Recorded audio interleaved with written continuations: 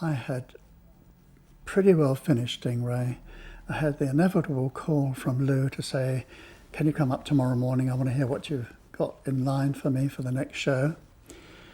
But about 3 weeks before that happened, there was a mine in Germany which comprised a central shaft which went down to some incredible depth, and then every so often there was a gallery going this way and that way and this way, along which miners were hewing coal. And it's difficult to believe, but the mine was actually under a lake. And one day the bottom of the lake fell out and the mine was flooded. Miners were trapped underground and a long way underground, and so the story was on every news bulletin for about 3 weeks. And first of all, the mining engineers decided where the miners, or some of the miners, would probably be in an air pocket. So they drilled a small hole down and they found some miners down there. They dropped a microphone down and they were able to talk to the miners, but they couldn't get them out. One miner was trying to commit suicide because his legs were so swollen that they were swollen over his rubber boots, and he was screaming in pain.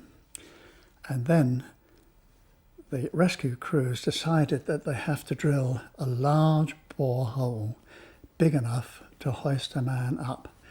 And the only drill available at that time was in Bremen, in Germany.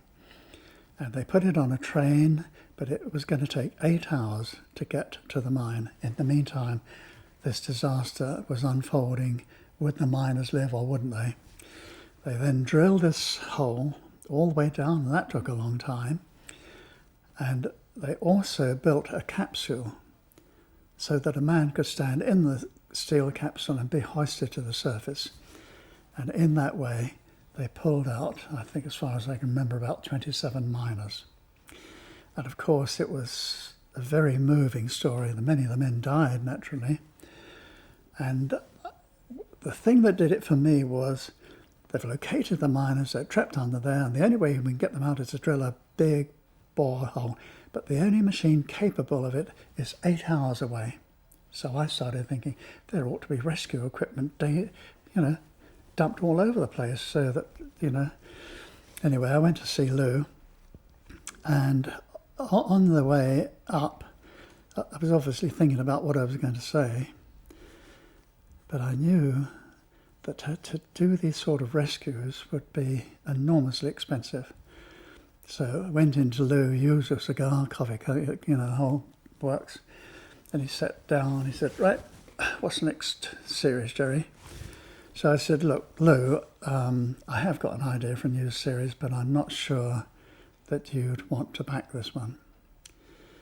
He leapt out of his desk and he strided round the desk and he grabbed me by the scruff of the neck and he dragged me into the centre of the office. I didn't know what he was going to do. And he said, look, can you see that light bulb up there? And I said, yes. He said, Gerry, if you want to make a series about that light bulb, I'll back you. Now, can you imagine what that did to me emotionally? I nearly cried. So we sat down, lit up our cigars, and I told him roughly what it was going to be. It was going to be called International Rescue. And he said, sounds good, go ahead. And so we embarked on the most difficult and most costly series I've ever made.